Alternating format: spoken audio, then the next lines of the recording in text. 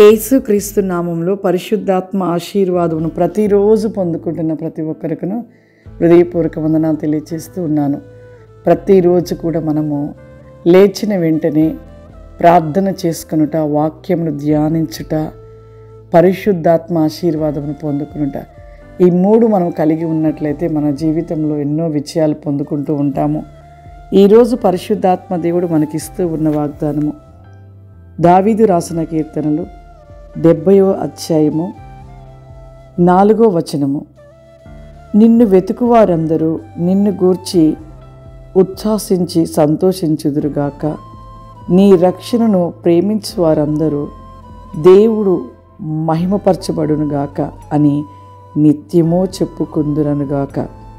నిజమే, నిత్యము దేవుణ్ణి వెతుకువారు జీవితంలో ఎప్పుడు కూడా ఒక సంతోషము, ఆనందం ఉంటూ ఉంటుంది.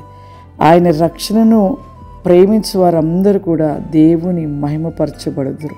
అంటే నిజమే, ఆయన యొక్క రక్షణ తీసుకున్న మన జీవితంలో ఎప్పుడూ కూడా ఆయనని మహిమపరచు వారుగా నిలిచి ఉండాలి.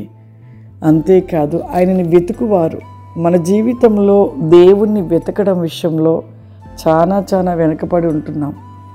వెతకడము అనే విషయానికి వస్తే ఏంటో మనం అనుకుంటాం, కానీ ఒక వస్తువు పోయినప్పుడు ఆ వస్తువుని ఎంత జాగ్రత్తగా వెతుకుతామో అది దొరికి వరకు వెతుకుతూనే ఉంటాం.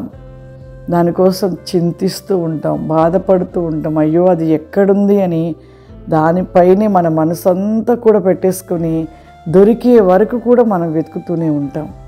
మరి దేవుని యొక్క విషయంలో కూడా మనం ఎలా ఉంటున్నాం? దేవుని వెతుకువారిగా ఉంటున్నామా? ఆయన చూసి కన్నులుగా మనకు ఉంటున్నాయా? అసలు మన మనసు దేవునిని వెతుకున్నట్లుగా మన మనసుని స్థిరం చేసుకున్నామా లేదా అనేది ఒక్కసారి మనం ఆలోచన చేసుకుందాం.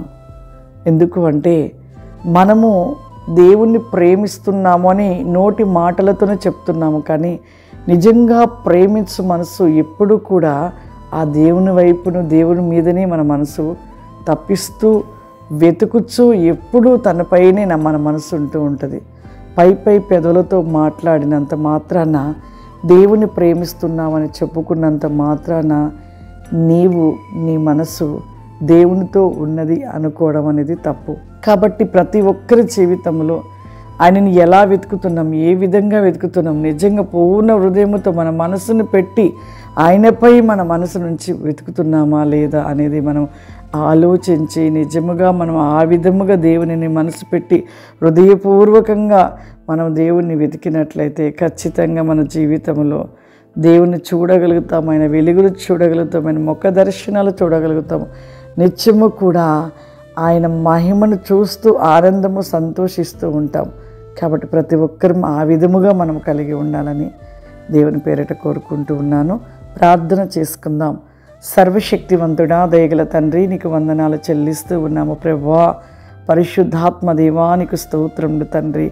Estelle, because stand me Holy Spirit, the black can go break hava shuri rasti kavrima.